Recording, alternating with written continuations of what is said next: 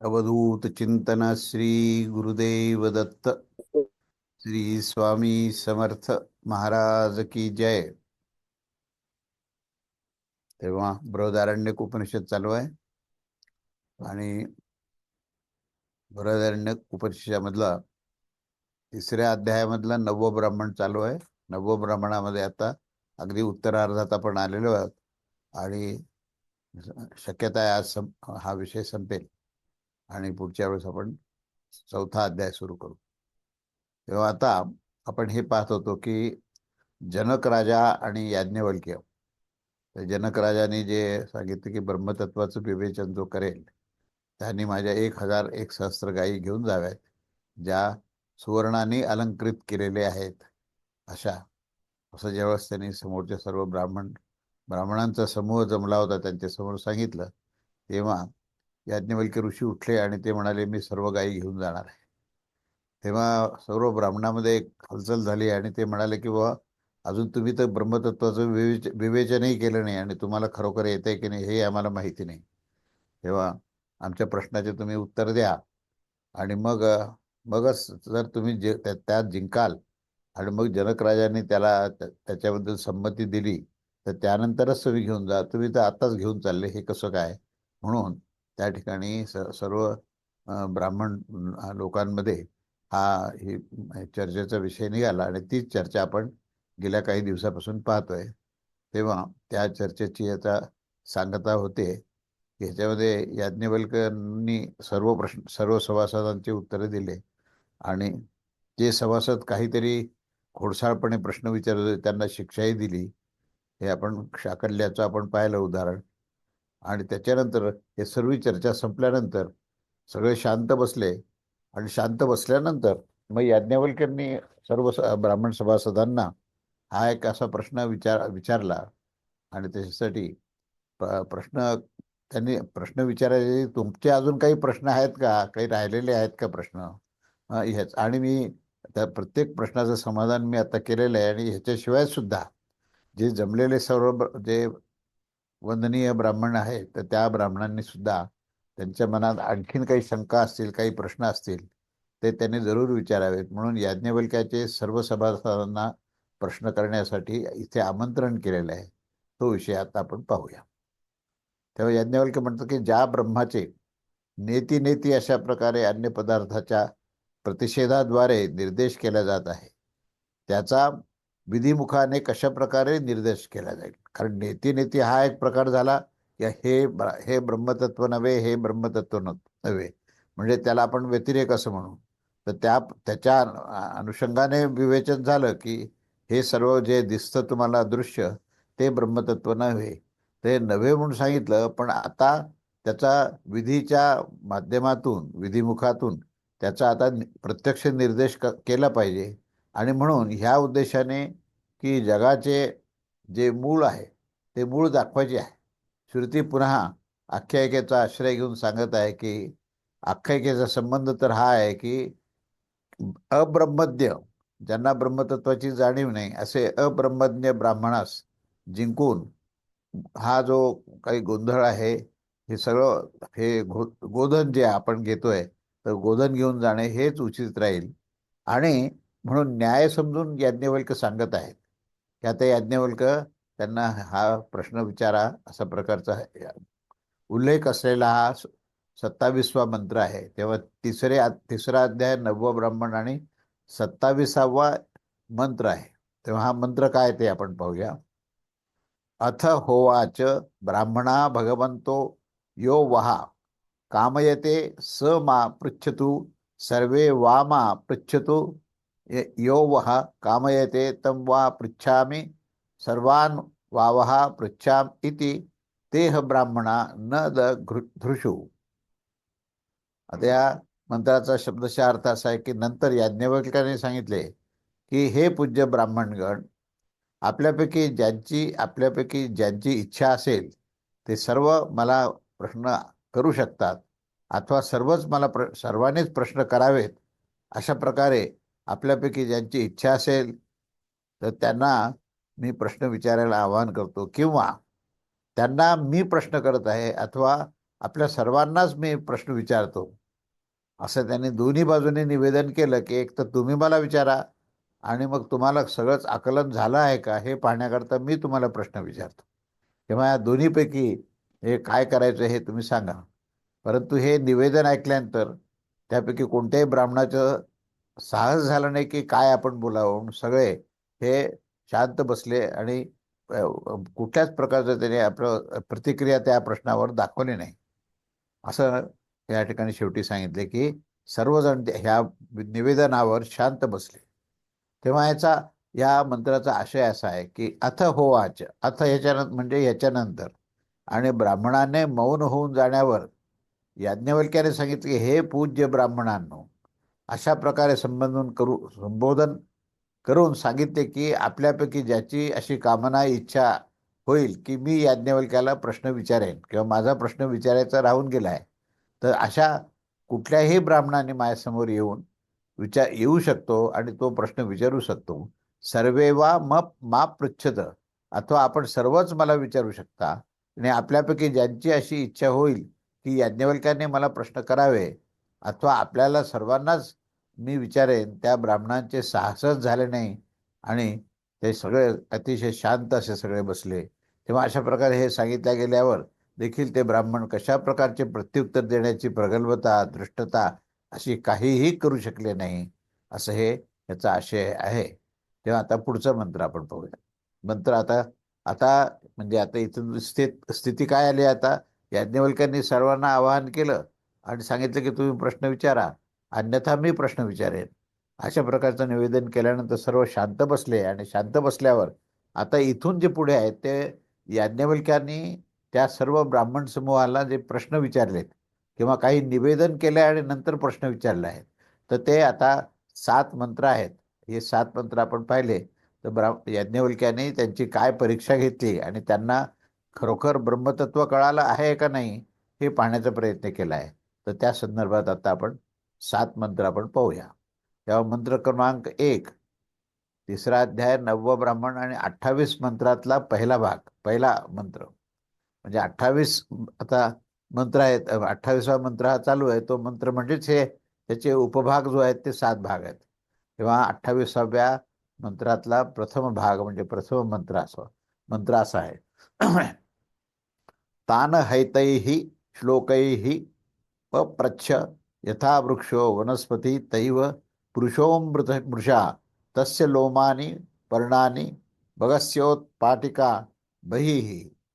याज्ञवल्क्याने अर्थ असा आहे की याज्ञवल्क्याने ह्या श्लोकाद्वारे असा प्रश्न केला आहे त्यांना, की प्रश्न असा आहे की वनस्पती म्हणजे विशालता आदी गुणांनी युक्त असे वृक्ष जसे ज्या धर्माने युक्त आहेत, अगदी तसेच पुरुष सुद्धा, पुरुष म्हणजे जीव, हा जो जीव आहे तो जेव्हा मनुष्याचा शरीर धारण करतो तर तसेच त्या पुरुषाच्या शरीरामध्ये पानाच्या जागी इथे रोम होत असतात.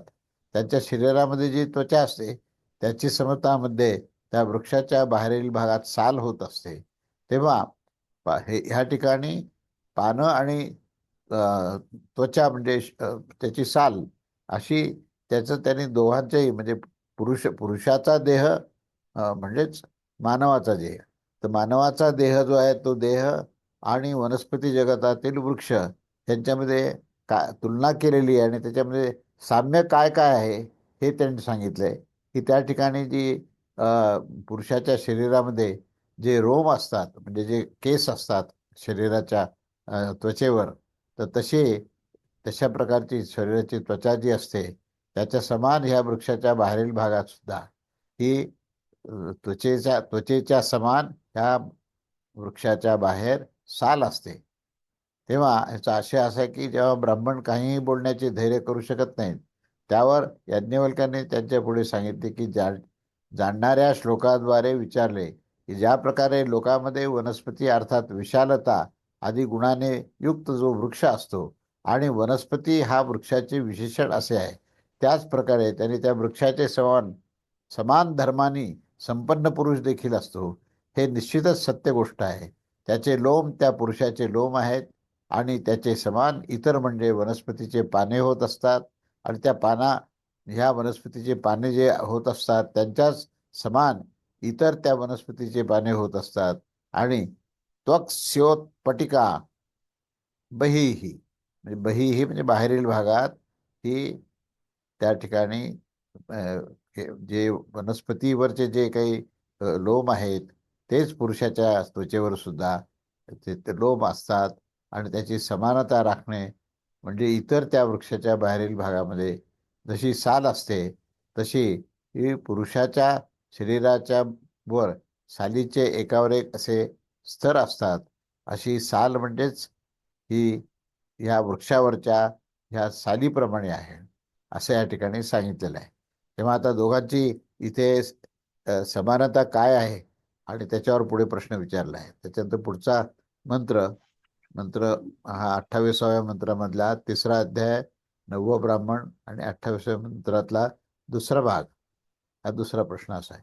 त्वच एवास्थ रुधिरम पश्यांदे त्वच तस्मात् तस्मात् तदा तृणात प्रेती रसो वृक्षा दिवा हतात. अर्थ असा की ह्या पुरुषाच्या त्वचेतून जर त्याला जखम झाली तर रक्त वाहत असतं. आणि वृक्षाच्या देखील त्वचा म्हणजे सालीमधून हा गोंद निघत असतो. वृक्ष आणि पुरुषाच्या समानतेच्या कारणाने ज्या प्रकारे आघात झाल्यावर वृक्षापासून रस निघत असतो, अगदी त्याच प्रकारे आघात झाल्यावर पुरुषाच्या शरीरामधून हे रक्ताचा प्रवाह असतो, हा निर्माण होतो आणि त्वचेतून तो रक्त वाहत असतं. त्वचेला जी जखम झाली असते त्याच्यातून ते रक्त वाहत असतं. असं ह्याने त्वचा म्हणजे पुरुषाची त्वचा आणि वृक्षाचं साल ह्याच्यामध्ये काय साम्य आहे. आणि ते जर सालीला जर आघात केला आणि पुरुषाच्या त्वचेवर आघात केला तर सालीमधून एक प्रकारचा डिंक बाहेर येतो आणि त्वचेच्या मधून जखम तयार होऊन जखमेतून रक्त वाहतं. अशी ही तुलनात्मक अभ्यास केला. तेव्हा या पुरुषाच्या त्वचेच्या जवळ रक्त जखमेतून पडत असतं आणि वनस्पतीच्या देखील त्वचा म्हणजे सालेपासून उत्पन्न झालेला हा गोंद निघत असतो. कारण की तो गोंद जो आहे तो वृक्षाच्या सालेपासून फुटून वाहत असतो. आणि अशा प्रकारे वनस्पती आणि पुरुषाच्या सर्वच गोष्टी ज्या या समान असतात. आणि या कारणाने आहत अर्थात कापलेल्या वृक्षापासून निघालेल्या रसाप्रमाणे समानतेने जखम झालेल्या पुरुषा शरीरापासून देखील हे रक्त निघत असतं. अशी ही दोघांमध्ये काय साम्य आहे हे या दुसऱ्या मंत्रामध्ये सांगितलं आहे. त्यानंतर पुढचा तिसरा मंत्र 3रा अध्याय आणि 9वा ब्राह्मण 28वा मंत्र आणि त्या मंत्रातील 3रा मंत्र. तर मंत्र असा आहे की मत्स्यानस शकराणी किनाटं स्नाव तत् स्थिरम अस्थिनंतरो दारुणी मज्जा मज्जोपमा कृता. अर्थ असा आहे की पुरुषाच्या शरीरामधील जे मांस असते आणि वनस्पतीच्या मधील सालीच्या मध्ये जो एक अंश असतो तो पुरुषाच्या स्नायूचं जाल होत असतं. आणि वृक्षामध्ये किनाट म्हणजे सालीच्या मधील जो अंशविशेष असतो ते अंतर्गत स्नायूच्या समान असतं.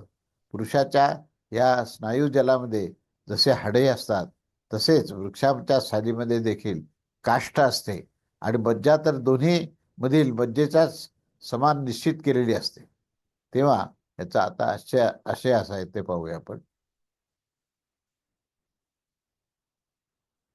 हा, आता ह्याचा आशय आशय असा आहे की अशा प्रकारे या पुरुषास हे मांस असतं आणि वनस्पतीच्या सालीच्या मध्ये एक विशिष्ट प्रकारचा अंश असतो. तो स्नायूच्या समानच अंतर्गत असतो. आणि ही अंतर्गत राहिलेली जी साल असते त्याच्यासारखीच पुरुषाच्या शिरा असतात. अर्थात त्याच्या सदृश्य पुरुषाच्या शिरा असतात. त्या स्थिर असतात. अर्थात त्या किनाट शिराप्रमाणे दृश्य आहेत. पुरुषाच्या शिरामध्ये देखील हे हाडे असतात आणि सालीच्या मधल्या बाजूस काष्ठ असतात. जसे हाड आहे तसं काष्ठ आहे. मज्जा वनस्पती आणि पुरुषाची मज्जा देखील मज्जेचीच उपमा ही मज्जापमा असे म्हटलेलं आहे त्याला. अर्थात त्याच्यामध्ये कोणत्याही अन्य भेद नसतो. आणि ज्या प्रकारे वनस्पतीची मज्जा असते तसेच पुरुषाची पण मज्जा असते. आणि जशी पुरुषांची तशीच वनस्पतीची देखील याच्यामध्ये साम्यता आहे असं या ठिकाणी हे विधान आहे. त्यानंतर त्याचा पुढचा जो भाग आहे आता तो म्हणजे मंत्र क्रमांक 4. 28व्या मंत्रातला चौ चौथा उपभाग जो आहे तो आहे. आणि तो मंत्र असा आहे: यदवृक्ष वृक्नो रोहती मुल्लान्नवार नव मुल्लान्नवतरः मर्त्यः पिन्मृत्यूनां वृषण कस्मान्मूलात प्ररोहती. ह्याचा शब्दशः अर्थ असा आहे की आपला, परंतु जर वृक्षास कापल्या जाईल तर आपल्या मुळापासून पुन्हा आणखीन देखील नवीन अंकुर निर्माण होत असतात. अशा प्रकारे जर मनुष्याचा मृत्यू झाला तर त्याच्या देहास कापले असले तर त्याच्यापासून काहीही उत्पन्न होत नाही. आता ह्याच्यामध्ये आतापर्यंत त्याच्यामध्ये साम्य दाखवलं, आता फरक काय ते दाखवत आहे. वृक्ष जर आपण तोडला, फांद्या तोडल्या किंवा अगदी बुंध्यापर्यंत जरी आपण तोडत आलो आणि केवळ बुंदा ठेवला तरी आपल्याला असं दिसून येतं वृक्षापासून निर्माण झालेला तो जो बुंदा आहे त्या बुंद्याच्या वर पुन्हा एकदा लाल पानं येतात, अंकुर येतात आणि पुन्हा एकदा त्याच्या जिवंतपणाची साक्ष तो वृक्ष दाखवत असतो की एवढा जरी मोठा वृक्ष कापला तरीही तरीही त्याच्या या मुळातून निघालेलं जे अंकुर असतं आणि जे आता या ठिकाणी खोड म्हणता येईल आपल्याला, तर त्या खोडाच्या वरच्या भागामध्ये जी मोकळी भाग असतो त्याच्यातून पुन्हा एकदा हे अन्नरस ग्रहण करून ऊर्ध्व दिशेने पाठवणारा असं जे पूर्ण आपण दृश्य पाहतो. आणि त्या दृश्यामध्ये आपल्याला असं दिसतं की तिथे पालवी आलेली आहे. वृक्ष जो आहे अजूनही जिवंत आहे, हे त्याचं खूण आहे. आणि अजूनही तो नवीन आकृती धारण करणार आहे. जरी पूर्ण वृक्ष कापला गेला तरीही पुन्हा एकदा त्याच्यातून वृक्षाचं दर्शन होणार आहे, असं त्या ठिकाणी आश्वासन तो देत असतो.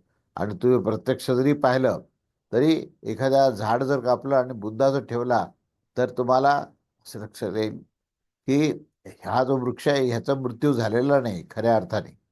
आपण त्याला फक्त कापला आहे, पण उर्वरित जो भाग आहे ते चैतन्यमय आहे असं आपल्याला पूर्ण अनुभवास, प्रत्यक्ष अनुभवास येईल. म्हणून परंतु अशा अशी गोष्ट जर आपण मनुष्यामध्ये पाहिली की माणसाचं जर कोणी गळा कापला किंवा त्याचा देह कापला तर त्याला जो काही त्याला ज्या प्रकारचा मृत्यू असेल तर त्या मृत्यूमधून त्या देहातून पुन्हा एकदा काहीतरी अवयव बाहेर फुटतील अशी शक्यता नाही. कारण मनुष्याचा देह जो आहे तो पुन्हा पुन्हा त्याच्यातून काही निर्मिती होत नाही. तर ते ही अखंडताने त्याचं जे कार्य आहे ते कार्य राहू शकणार नाही. हे हा जो फरक आहे वृक्षामध्ये आणि या वनस्पतीमध्ये, या सर्व वृक्ष समूहामध्ये आपल्याला आणि मनुष्याच्या देहामध्ये हा असा एक मोठा फरक दिसेल. तेव्हा इथे या मंत्रामध्ये इथे फरक दाखवलेला आहे. तेव्हा या मंत्राचा आशय असा आहे की जर वृक्षास कापून दिला जाईल तर तो पुन्हा पुन्हा आपल्या मुळापासून अतिशय नवीन, पूर्वीप्रमाणे नवीन होऊन अंकुराचा प्रादुर्भाव होऊन जात असतो. या विशेषणाने या विशेषाने पूर्व वनस्पती आणि पुरुषाची सर्व प्रकारे समानता जाऊन घेतली असते. म्हणून कापल्या जाण्यावर पुन्हा अंकुरित होऊन जाणे हे वनस्पतीमध्ये विशेषत्वाने येत असते. परंतु आता मृत्यूच्या द्वारे छेदन केल्या जाण्यावर पुरुषास पुन्हा अंकुरित होताना दिसून येत नाही.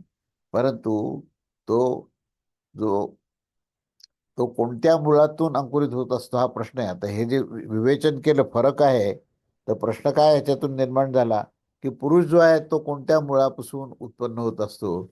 अर्थात मृत्यू पावल्यानंतर पुरुषाची उत्पत्ती पुन्हा एकदा ही होत असते. ती कशापासून होत असते हा प्रश्न आहे. म्हणजे अत्यंत मूलभूत प्रश्न आहे की मनुष्याचं जी काही स्थिती आहे, पूर्ण जीवन कालाची जी स्थिती आहे, तर जोपर्यंत तो जीवनकाल चालू आहे तोपर्यंत तुम्हाला त्याची संवेदना आहे. आणि त्याची त्याची जी काही त्या स्थितीचा आणि त्या वनस्पतीचा तिथे कुठेही तुलना करता येणार नाही.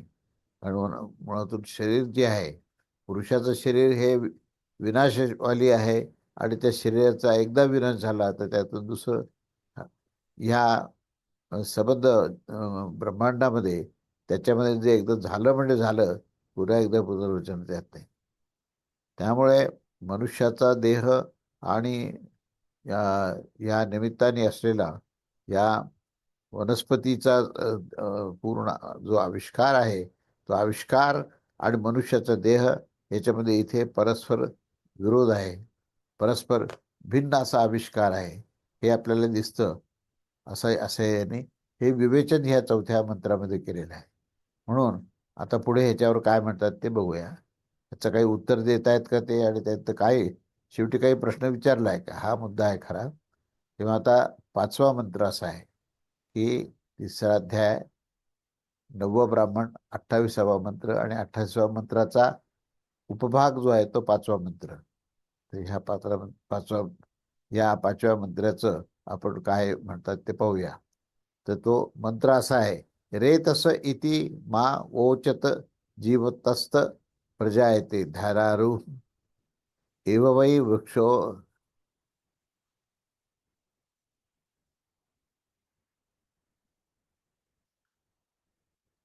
रेतस इति मा वोचत जीवतस्तत प्रजायते धानारूह इव वै वृक्षो वृक्षोंशा असा प्रेत्य संभव. आता अर्थ असा आहे याच्यात, आता कशा कशामध्ये पुरुषाची निर्मिती होते, देहाची निर्मिती होते, तेही सांगितलं आहे. आणि मृत पुरुष जो आहे तो कसा आहे याच्यावरही विवेचन केले आहे. तेव्हा याचा किंवा मंत्राचा शब्दशः अर्थ असा आहे की हे पुरुष शरीर जे आहे ते वीर्यापासून उत्पन्न होतं असं तुम्ही सांगू नका, कारण की वीर्य तर जीवित पुरुषापासून निर्माण होतं आणि मृत पुरुषापासून काहीही निर्माण होत नाही. परंतु ह्याच्या तुलनेत वृक्ष ज्यावेळेस संबंध कापल्या जातो त्यावेळेस त्याला मृत समजलं जातं, पण त्या कापल्यानंतर त्या देहापासूनच पुन्हा हे नवी निर्मिती होते. त्यामुळे हा असं कोणी म्हणू नका की पुरुष कशापासून निर्माण होतो, तर वीर्य वीर्यापासून निर्माण होतो. परंतु वीर्य जे आहे ते केवळ जिवंत पुरुषाचंच उपयुक्त आहे. मृत झालेल्या पुरुष शरीरापासून मधून वीर्य निर्माणच होणार नाही. हे महत्वाचं इथे पहिले तर स्पष्टीकरण दिलेलं आहे. तेव्हा मृत वृक्ष देखील केवळ देहापासूनच उत्पन्न होत नाही, तर बीजापासून देखील उत्पन्न होत असतो.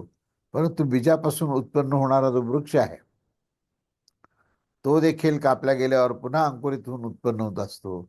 असे हे आपल्याला तुलना केली तर हे प्रत्यक्ष पाहिल्या जाते. हे आपला अनुभव आहे हा.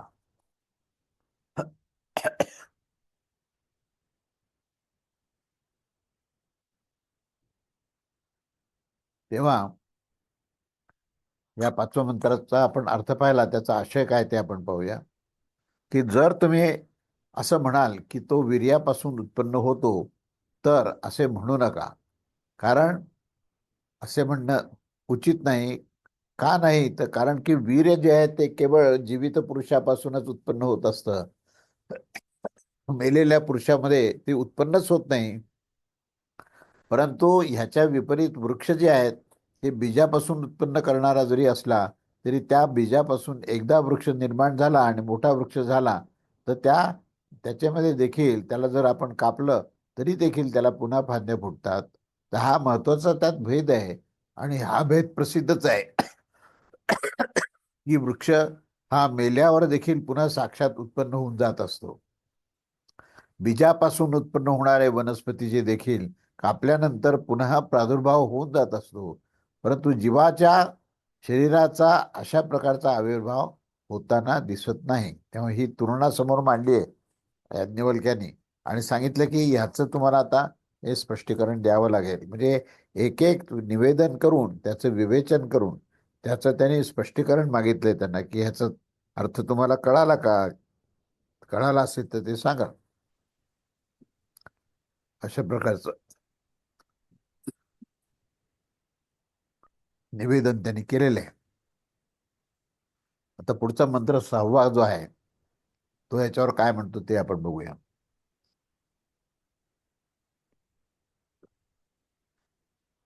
6वा मंत्र असा आहे, ज्यात समूलमा वृहेयुर वृक्षम न पुनरा भवेत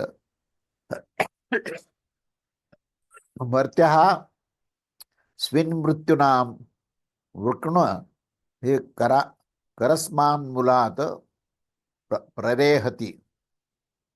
जर वृक्षास मुळासहित उखडून दिले तर मात्र ते पुन्हा उत्पन्न होत नाही.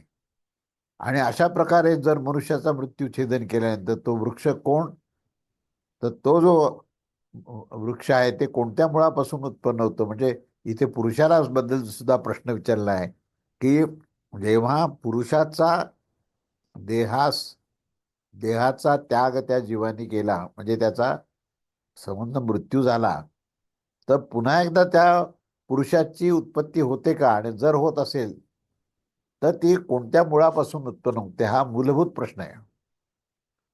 आपल्याला आपल्याला प्रश्न समजणं अत्यंत आवश्यक आहे. प्रश्न असा आहे की आता वृक्षाबद्दल तर आपण विवेचन नाही केलं, पण आता पुरुषाबद्दलचं विवेचन असं आहे की हे तर आपण पाहिलं की त्याचा जर देहाचा मृत्यू झाला तर त्या देहातून पुन्हा एकदा पुरुष निर्माण होऊ शकत नाही, हे आपण त्यांनी पाहिलं.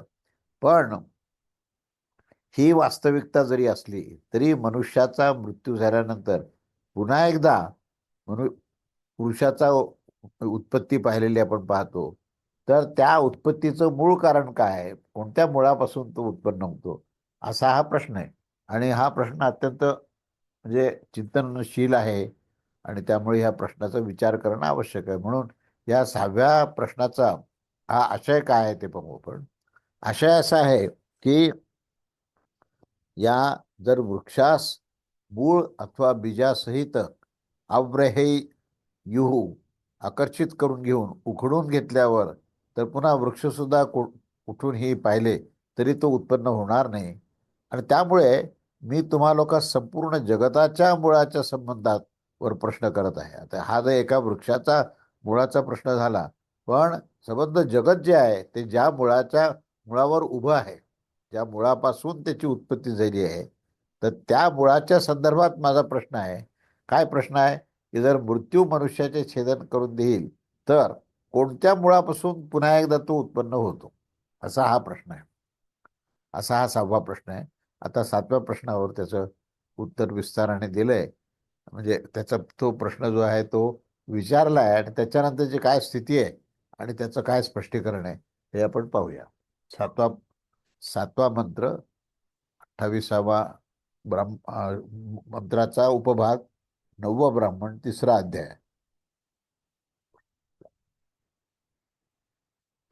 तर 7वा मंत्र असा आहे, जात एव न जायते कोन्वेनम जनयेत पुनः विज्ञानमानंद ब्रह्म रतिहितु परायणम तिष्ठमानस्य तद्विद इति. अर्थ असा आहे की जर असे मानाल की पुरुष तर उत्पन्न होईल म्हणून पुन्हा उत्पन्न होणार नाही, हे म्हणणे काही ठीक नाही. कारण की तो मृत्यूनंतर पुन्हा उत्पन्न होतो ना. अशा दशेमध्ये मृत्यूच्या पश्चात यास पुन्हा उत्पन्न कोण करतं, कसा होतो, त्याचं मूळ काय आहे, हा प्रश्न आहे. म्हणजे तुम्ही म्हणाल की आता ह्याचा मृत्यू झाल्यानंतर तो उत्पन्नच होणार नाही, तर हे म्हणणं काही बरोबर नाही आहे. कारण आपण पुनर्जन्मावर विश्वास ठेवतो. हा जन्म झाला आहे पुरुषाचा आणि तो जीवन पूर्ण जगल्यानंतर त्याचा मृत्यू होतो. तर मृत्यू झाल्यानंतर त्याचं आता जीवन संपलंय असं म्हणता येणार नाही, त्याचा पुनर्जन्म होतो आणि पुन्हा एकदा तो जन्मतो. तर त्या पुन्हा उत्पन्न झालेल्या त्या ह्याच्यामध्ये त्याचं मूळ काय आहे, तो कशापासून निर्माण होतो, असा हा प्रश्न आहे. तेव्हा ब्राह्मणाने याचे उत्तर दिले नाही. हा प्रश्न त्याने विचारला. प्रश्न आपल्याला स्पष्ट झालेला आहे की ह्याचं उत्तर आता जे समोर बसलेले जे ब्राह्मण सभा आहे आणि त्या ब्राह्मण समूहामध्ये कोणीतरी उठून उत्तर द्यावं, तर तुम्हाला ब्रह्मतत्वाचं आकलन आहे आणि तर तुम्ही त्या गायी सगळ्या घेऊन जाऊ शकाल. आता मी तर गायी घेऊन चाललोय, तर माझ्या प्रश्नाचं तुम्ही उत्तर द्या. तुम्ही मला भरपूर प्रश्न विचारले आणि शेवटी मी तुम्हाला हेही सांगितलं की तुम्ही आता प्रश्न विचारू शकता, अजून काही राहिलेत. आता तुमच्याकडे कोणतेही प्रश्न नाही, म्हणजे तुमच्या सर्व प्रश्नाचं मी आता उत्तर परिपूर्णपणे दिलेलं आहे. मग आता ठीक आहे, मी तुम्हाला प्रश्न विचारतो आणि मग ह्या प्रश्नाचं काय उत्तर आहे हे तुम्ही मला सांगाल, असं विचारून त्याने हा प्रश्न विचारला की पुरुष ज्यावेळेस मृत्यू पावतो, जेव्हा त्याचा देहाचा तो त्याग करतो आणि त्याच्यानंतर पुन्हा एकदा त्याचा जन्म होतो, पुन्हा तर तो कशापासून उत्पन्न होतो, काय मूळ आहे त्याचं, असा हा प्रश्न आहे. तर ह्या प्रश्नाचं कोणीतरी उत्तर द्यावं. पण सर्व सभा अशी शांत बसली आणि त्याचं कोणी उत्तर दिलं नाही. आणि ह्या कारणाने श्रुती स्वयंच ह्याचा निर्देश करतात. आता श्रुतीमध्ये ह्याचं उत्तर दिले असं पुढे याज्ञवल्क्य म्हणतो. तर कशामध्ये दिलंय उत्तर आणि काय विवेचन आहे? विवेचन असं आहे की विज्ञान आनंद ब्रह्म आहे. विज्ञान जे आहे, आता विज्ञान म्हणजे काय, मी थोडंसं आणखी स्पष्ट करून सांगतो. विज्ञान जे आहे तेच आनंद ब्रह्म आहे. ब्रह्मतत्व कसं आहे, तर ते आनंद स्वरूप आहे. आणि त्या ब्रह्मतत्वाचं जर तुम्हाला पूर्ण विवेचन करायचं असेल तर तुम्हाला विज्ञानात जावं लागेल. म्हणजे ब्रह्मविज्ञान जर समजलं तर ब्रह्मविज्ञानामध्ये जे आनंद ब्रह्म आहे त्या आनंद ब्रह्मामध्येच तो पुरुषपर्यंत जातो आणि तिथूनच पुन्हा निर्माण होतो, हे याला म्हणायचंय. मग तो धनदाता कर्मे करणारा यजमानाची ही परमगती आहे आणि ब्रह्मनिष्ठ ब्रह्मवेत्याचा देखील हा परम आश्रय आहे. म्हणून हे जे ब्रह्मतत्व जे आनंद ब्रह्म आहे आणि जे आनंद ब्रह्म जे आहे ते कसं समजतं, तर ते विज्ञान आनंद ब्रह्म हे श्रुतीने दिलेलं वचन आहे. श्रुतीने हा सिद्धांत मांडलाय की ब्रह्म काय आहे, तर ब्रह्म हे विज्ञान आनंद ब्रह्म आहे. जसं आपण छांदोग्य उपनिषदमध्ये पाहिलं की ब्रह्मतत्वाची व्याख्या करताना सत्यम ज्ञानम अनंतम ब्रह्म, म्हणजे ते अनंत आहे, सत्य स्वरूप आहे आणि ते ज्ञानस्वरूप आहे. तसं अजून एक विधान दुसऱ्या उपनिषदामध्ये दिलेलं आहे, ते असे की विज्ञान आनंद ब्रह्म. आता विज्ञान आनंद ब्रह्म असं म्हटल्यानंतर त्याच्यातून पुन्हा एकदा उत्पत्ती होते, असं हे विवेचन आहे. तर ह्या विवेचनाचा आता आपल्याला थोडा विस्ताराने चर्चा करणं आवश्यक आहे. म्हणून त्याचा आशय काय हे आपण पाहूया. तेव्हा आशय हा शेवटचा मंत्राचा 3रा अध्याय आहे, 9वा ब्राह्मण आहे, शेवटचं ब्राह्मण आहे. 28वा हा मंत्र आहे, शेवटचा मंत्र आहे. आणि 28व्यामध्ये हे 7 विभाग आहेत, त्यामध्ये शेवटचा विभाग म्हणजे 7वा विभाग आहे. आणि तो त्याच्यामध्ये प्रश्न विचारला, निरुत्तर झाले आणि नंतर श्रुतीचा संदर्भ घेऊन त्यांनी हे विस्ताराने सांगितलं की परत एकदा ब्रह्मांडाची निर्मिती ब्रह्मतत्वातून होते आणि ते ब्रह्मतत्व काय आहे, तर विज्ञान आनंद ब्रह्म आहे, असं यांनी या मंत्रात उल्लेख केला आहे. तेव्हा याचा आशय आणि ह्याच्यावर झालेली चर्चा आपण पाहूया, ज्या चर्चेतून आपल्याला हे अधिकाधिक स्पष्ट होईल. तर आशय असा आहे की जर तुम्ही असे मानत असाल की पुरुष तर उत्पन्न होऊन गेला आहे आणि त्याच्या विषयासंबंधी आता काय बोलायचं आहे, म्हणजे विचारणार की जो उत्पन्न होणारा होत असतो त्याच्याच उत्पत्ती विषयाबद्दल का बरं विचारले जाते, जो की उत्पन्न होऊन चुकला आहे आता ह्याच्या विषयाबद्दल विचारले जात नाही. तो पुरुष ज्याचे उत्पन्न होऊन चुकले आहे त्या कारणाने ह्याच्या विषयामध्ये हे विचारणे हेच मुळातून उचित नाही. पण असं सांगणं ठीक नाही आहे. कारण काय गोष्ट आहे की मृत्यूनंतर देखील तो पुन्हा उत्पन्न होतोच ना, पुनर्जन्म होतोच त्याचा. त्यामुळे प्रश्न हा विचारणं स्वाभाविक आहे, तो उचित नाही असं म्हणणं योग्य नाही. ते ते प्रश्न विचारू शकतो हा त्याचा अर्थ आहे. तेव्हा हे क- काही नाहीत केल्याशिवाय प्राप्ती आणि केल्या गेल्याची नाशाचा प्रसंग तो येऊन जातो. उत्पत्ती स्थिती तर होतेच, पण उत्पत्ती स्थिती आणि लयाच्या नंतर पुन्हा उत्पत्ती होते हा विषय आहे. त्यामुळे यापासून तुम्हा लोकांना मी विचारत आहे की मृत्यू झाल्यानंतर पुन्हा त्याला कोण उत्पन्न करेल? ब्राह्मणांना याचे विशेष ज्ञान नव्हते, म्हणून जेथून मृत्यूनंतर पुरुष पुन्हा जन्म घेतो त्या जगताच्या मुळाचे ब्राह्मणांना काहीही ज्ञान नव्हते. आणि म्हणून ब्रह्मनिष्ठ होण्याच्या कारणाने गायीचं हरण करणे आणि ते ब्राह्मण जिंकून घेतले आहेत अशी आख्यायिका आता इथे संपली आहे. म्हणजे या ठिकाणी याज्ञवल्क्यांनी केलेली जी काही भूमिका होती की हे सगळ्या गायी घेऊन जायच्या आणि त्याला जो काही विरोध ह्या ब्राह्मणांच्या मनात होता, तर तो विषय इथे संपला. आणि त्या विषय संपल्याबरोबर ती ही आख्यायिका जी आतापर्यंत जी सांगितली ती आख्यायिका सुद्धा या ठिकाणी संपलेली आहे. आणि त्याच्यानंतर आता ह्या संदर्भामधलं तत्वज्ञान सांगतायत ते महत्वाचं आहे.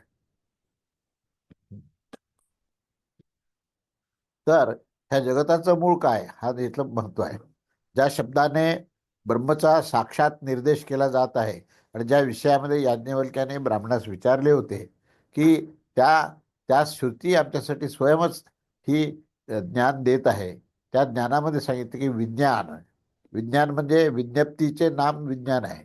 त्याच्यात विज्ञाप्ती म्हणजे याचं विज्ञान कळतं. हे जी विज्ञप्ती जे तत्व आहे त्याच्यापासून विज्ञान आहे.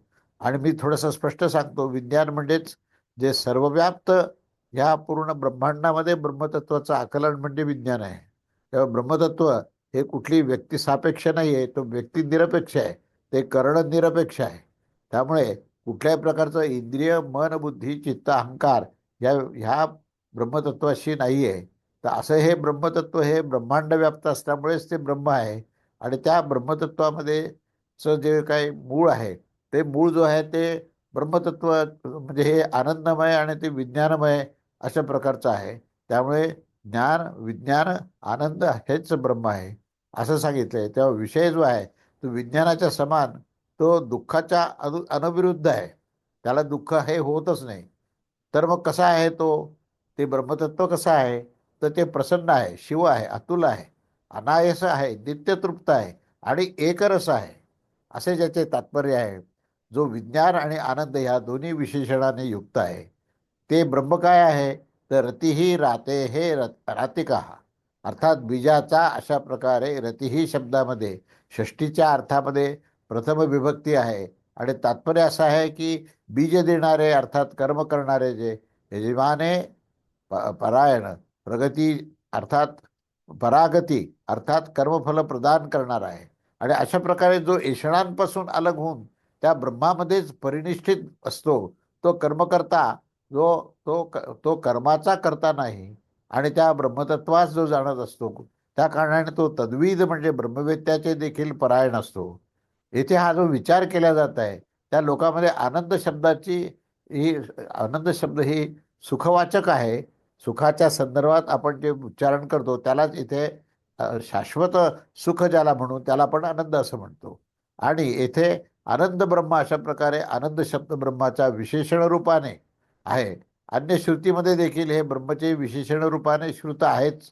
जसे आनंदो ब्रह्मेती व्यजानत, आनंद ब्रह्मणो विद्वान, यदेश आकाश आनंदेने न स्यात, यो वै भूमातात सुखम इत्यादी अशी अनेक प्रकारचे श्रुतिवचनं आहेत. याच्यामध्ये आनंद आणि ब्रह्मतत्वाचा परस्परांचा अतूट असा संबंध दाखवला आहे. तेव्हा अशीच ही एश परम आनंद हा जो शब्द आहे तो ससंवेद्य म्हणजे ज्ञेय सुखाच्या अर्थातच प्रसिद्ध आहे. आणि म्हणून जर ब्रह्मानंद देखील संवेद्य म्हणजे ज्ञेय होईल, तेव्हाच ह्या ब्रह्मामध्ये हा आनंद शब्द हा सार्थक होऊ शकतो. असे हे एवढं विवेचन त्यांनी मांडलं. त्याच्यानंतर काही संवाद झाले. तेव्हा पूर्वपक्ष म्हणतो की परंतु श्रुतीच्या प्रमाणाने ब्रह्म तर स्वसंवेद्य असं आहेच आहे. तर मग पुन्हा त्याला हे आनंदमय हे सांगायचं काय प्रयोजन आहे?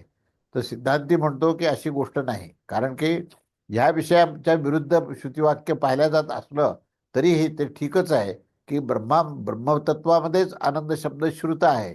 परंतु बरोबरच एक होण्याच्या कारणाने विज्ञानाचा प्रतिषेध देखील श्रुत होत असतो. जसे की जेथे ह्यासाठी सर्वच आत्मा होऊन गेला आहे, त्या अवस्थेमध्ये कोणत्या तरी द्वारा कोणास जाणावे, जेथे जेथे अन्य काहीही पाहत नाही, जो अन्य काहीही ऐकत नाही, अन्य काहीही जाणत नाही, तो भूमा म्हणजेच हे ब्रह्मतत्व आहे. आणि त्या प्रज्ञानात्माने अलिंगित अभिन्न होऊन हे बाह्य काहीही जाणत नाही इत्यादी अशा प्रकारच्या त्याच्या विरुद्ध श्रुतिवाक्य पाहिल्या जात असतं. या कारणाने विचार करणे असे आवश्यक आहे. आणि म्हणून वेदाच्या वचनाचे तात्पर्य हे निर्णय करण्यासाठी विचार करणे हेच उचित आहे. ह्याच्याशिवाय मोक्ष मोक्ष इत्यादीमध्ये असे मतभेद होण्याचे कारण देखील ह्या विचारात घेणे आवश्यक आहे की सांख्य आणि वैशेषिक हे मोक्षवादीचा असा विपरीत विचार करतात. कारण हे षड्दर्शनामध्ये परस्पर विरुद्ध विचार मांडलाय, खंडन मंडन केलेलं आहे. पण म्हणून अभेद्य ब्रह्मतत्वाचा बद्दल कुठेही वाद नाही. किंवा मोक्षामध्ये ससंवेद्य सुख हे आहेच असं नाही असं तुम्ही म्हणता. परंतु दुसऱ्यापेक्षा वादियात मत असं आहे की मोक्षात निरतिशय हे स्वसंवेद्य हा सुख आहे आणि तोच आनंद आहे. तर मग कोणती गोष्ट ठीक आहे अशा प्रकारचा प्रतिप्रश्न विचारला पूर्वपक्षाला. तेव्हा आता पूर्वपक्ष म्हणतो की आनंदाधिक श्रवण होण्याने भक्षण करणारा, क्रीडा करणारा, रमण करणारा, तो जर पितृलोकाची इच्छा इच्छा करणारा असेल तर जो सर्वज्ञ व सर्ववेत्ता आहे, समस्त कामास प्राप्त करत आहे इत्यादी श्रुतीपासून तर मोक्षामध्ये स्वसंवेद सुख जाणून घेतलेच पाहिजे. तेव्हा सिद्धांती म्हणतो की परंतु त्या समयी एकत्व होण्याच्या कारणाने कारक विभागाचा अभाव होण्याने विज्ञान होणे तिथे हे संभव नाही आहे. कारण की क्रिया आणि आणि कारकद्वारे साध्य होत असते. विज्ञान मात्र एक, आणि तुम्ही म्हणता विज्ञान सुद्धा काय आहे तर ती सुद्धा क्रियेने युक्त आहे. त्यामुळे विज्ञान देखील एक क्रियाच आहे. पूर्व पक्ष म्हणतो पण हा दोष होऊ शकत नाही. शब्द प्रामाण्य होण्याच्या कारणाने त्या समयी आनंदविषयक विज्ञान हे राहिलेच पाहिजे. जर आनंद स्वरूप असंवेद्य होईल तर विज्ञानामानंद ब्रह्म इत्यादी वाक्य जे आहे ते अनुपपन्न होऊन जाईल, असं आम्ही पूर्वी देखील सांगितले आहे. सिद्धांती म्हणतो परंतु वचनाच्या द्वारे देखील अग्नीची शीतलता आणि जलाची उष्णता ही म्हणता येऊ शकते का, तर नाही म्हणता येणार. कारण की वचन तर ज्ञापकच आहे. आणि ही गोष्ट दाखविली नाही जाईल की कोणत्याही देशांतरामध्ये अग्नी शीतल आहे आणि कोणत्या तरी अन्य देशामध्ये तर जल हे उष्ण आहे, अशी गोष्टच होऊ शकत नाही. कारण पूर्व पक्ष पुन्हा एकदा मान्य करतो की अशी ही गोष्ट होऊ शकत नाही. कारण की प्रत्येकात्मामध्ये तर आनंदाचे विज्ञान हे पाहिल्या जात असते. विज्ञानामान विज्ञाना विज्ञानमान आनंद ब्रह्म इत्यादी वाक्य हे अग्निशीत आहे इत्यादी वाक्याच्या समान प्रत्यक्षादी प्रमाणाच्या विरुद्ध अर्थाचे प्रतिपादन करणारे नाही आणि त्यांच्या अविरुद्धतेचे तर अनुभवच होत असते. तेव्हा मी सुखी आहे अशा प्रकारचं जर सुखस्वरूप आत्म्यास पुरुष स्वयंच जाणत असेल तर त्या कारणाने त्याची अविरुद्धता तर अत्यंत प्रत्यक्षच आहे. म्हणून आनंद हा ब्रह्म हा विज्ञानात्मक होताना स्वयंच जाणत असतो. आणि अशा प्रकारे पहिल्यांदाच सांगितले आहे की न क्षत क्रीडन रममाण इत्यादी आनंदाचे हे प्रतिपादन करणाऱ्या जी श्रुती ही सुसंगत होऊ शकत असते. सिद्धांती म्हणतो की नाही, कारण की देह आणि इंद्रियाचा अभाव होण्यावरच विज्ञानाची उत्पत्ती होऊ शकते. जोपर्यंत देहाचा भाव आहे, जाणीव आहे, नेणीव आहे, तोपर्यंत तुम्हाला ह्या विज्ञानाची ही उत्पत्तीच होऊ शकत नाही. शरीराचा वियोग होऊन जाण्यावरच आत्यंतिक मोक्ष आहे आणि शरीर न राहण्यावर आश्रयाचा अभाव होऊन जाण्याने हे इंद्रियाचे राहणे देखील असंभवच आहे. म्हणून देह आणि इंद्रियाचा अभाव होऊन जाण्यानेच त्या समय अभावात देखील विज्ञानाची उत्पत्ती मानली जाईल. तर समस्त जीवांचे देह आणि इंद्रियाचे ग्रहण करण्याचे हे व्यर्थतेचे प्रसंग उत्पन्न होतील. तेव्हा याच्याशिवाय एकत्वाचा विरोध होण्याच्या कारणाने देखील विज्ञान होणे हे अनुपपन्न आहे. जर असे म्हणाल की नित्य विज्ञानानंद स्वरूप होण्याच्या कारणाने परब्रह्म आपले आनंदमय स्वरूपास नित्यच जाणत असो तर हे ठीक नाही. कारण की संसारी जीव देखील संसारापासून मुक्त होऊनच ब्रह्मस्वरूप प्राप्त करतो. तेव्हा जलाशयात प्रदान केलेल्या जलाची अंजलीच्या समान तो देखील आनंद स्वरूप आहे. जलाशयामध्येच जलाची अंजली, जलाची उंजळ जी आहे त्या उंजळीने त्या जलाशयातच जेव्हा आपण जलाची आहुती देतो किंवा आपण जसं अर्घ्य देतो त्याच्या समानच आनंद हा असा आहे की तो आनंद सुद्धा त्या ब्रह्मांड रूपामध्ये आनंदामध्ये क्रीडा करतो. ब्रह्मच्या विज्ञानाने साठी पृथक होऊन तो स्थित होऊ शकत नाही. तर तो अभेद्यच आहे. त्यामुळे त्याच्यामध्ये भिन्नता मानणं हीच मुळातून चुकीची गोष्ट आहे. अशा स्थितीमध्ये हे म्हणणे की मुक्त पुरुष जो आहे तो आनंद स्वरूप आत्म्यास जाणत आहे तर हे सुद्धा निरर्थक आहे. कारण जिथे जाणीवच नाही आहे तिथे आनंद आहे अशा प्रकारचं आणि मी सुखी आहे हे परस्पर विरुद्ध विधान आहे. पण तो सहज अवस्थेमध्ये तो ज्ञानस्वरूप असतो, आनंद स्वरूप असतो, चैतन्य स्वरूप असतो. कारण त्या ठिकाणी ती एकरूपता आहे, अभेद्यता आहे. जेव्हा मी आनंदी आहे म्हटल्यानंतर आनंद आणि मी हे दोन भिन्न होतील. त्यामुळे असं जर म्हणाल की मुक्त पुरुष ब्रह्मापासून अलग राहून ब्रह्म आनंदास आणि मी आनंद स्वरूप आहे अशा प्रकारे प्रत्येकात्म्यास जाणत आहे तर अशा स्थितीमध्ये एकत्वास विरोध होईल. आणि असे होण्यावर सर्व श्रुती जी आहेत त्या परस्परांमध्ये विरोधी होतील. ह्या दोन पक्षाची शिवाय कोणती तरी तिसरे होणे संभवच नाही. त्यामुळे एक गोष्ट अजून देखील आहे की ब्रह्मतत्वास आत्मज्ञानाचे निरंतर विज्ञान आणि अविज्ञानाची कल्पना देखील व्यर्थ होऊन जात असते. जर ब्रह्माला आत्मानंद विषयक विज्ञान निरंतर राहत असेल तर तोच त्याचा स्वभाव समजला पाहिजे. आणि म्हणून आत्मानंदास जाणत आहे ही कल्पना सुद्धा तुम्ही करू नका. ह्या कल्पनेची सार्थकता तर त्याचे विज्ञान न होण्याचाच प्रसंग होण्यावर होऊ शकतो असे तो आपणास आणि दुसऱ्यास जाणत आहे. ज्याचे चित्त निरंतर लावलेले आहे त्या ह्या त्याच्या विषयामध्ये बाणात लावलेले आहे त्या विषयामध्ये बाणाचे ज्ञान आणि अज्ञानाची कल्पना सार्थक होऊ शकत नाही.